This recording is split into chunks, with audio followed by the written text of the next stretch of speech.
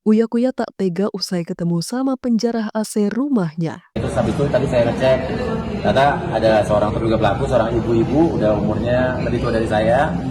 Tadi membawa apa sih AC ya? AC yang di dalam rumah itu indoor AC.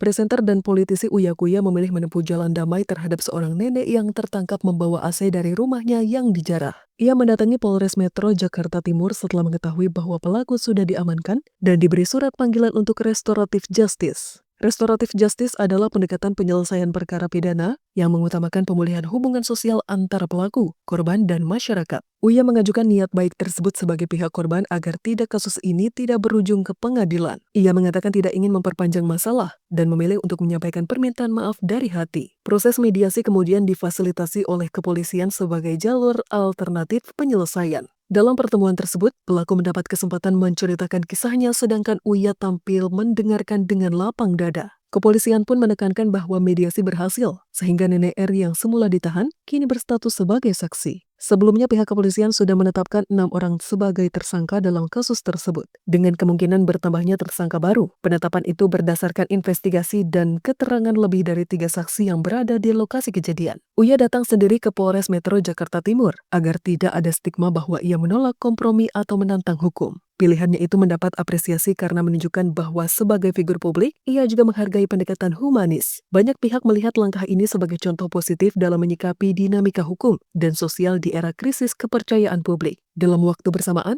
masyarakat terus membicarakan momen ketika rumah figur publik dilanda kekacauan yang disertai penjarahan. Video yang beredar menunjukkan bagaimana massa merusak pagar, menerobos masuk sampai ke lantai 2 rumah, dan langsung mengambil barang-barang yang terlihat mencolok. Dalam video terdengar teriakan hancurkan yang menambah kesan kacau dan tanpa kendali. Momen itu terjadi Sabtu malam 30 Agustus 2025 dan menjadi viral karena melibatkan rumah seorang anggota DPR RI yang kini nonaktif. Kepolisian menyebut motif penjarahan ini murni demi keuntungan pribadi tanpa kaitan ideologis. Dari 2 klaster kasus yang ditangani, 4 orang ditetapkan sebagai tersangka atas usaha menyerang petugas, serta 6 orang atas penjarahan terkait rumah Uya. Sebanyak 8 orang lain yang ditangkap saat itu berstatus saksi dan dicabut statusnya sebagai tersangka. Status Uya sebagai korban yang mengambil inisiatif untuk menempuh jalur mediasi, memberikan nuansa damai di tengah peristiwa yang hampir membuatnya tergoyahkan. Ia berharap pendekatan damai itu ditiru oleh masyarakat lain sebagai alternatif solusi ketika konflik bersinggungan dengan rasa keadilan. Restoratif justice bisa memulihkan rasa saling percaya dan menjaga hubungan sosial yang sempat tercabik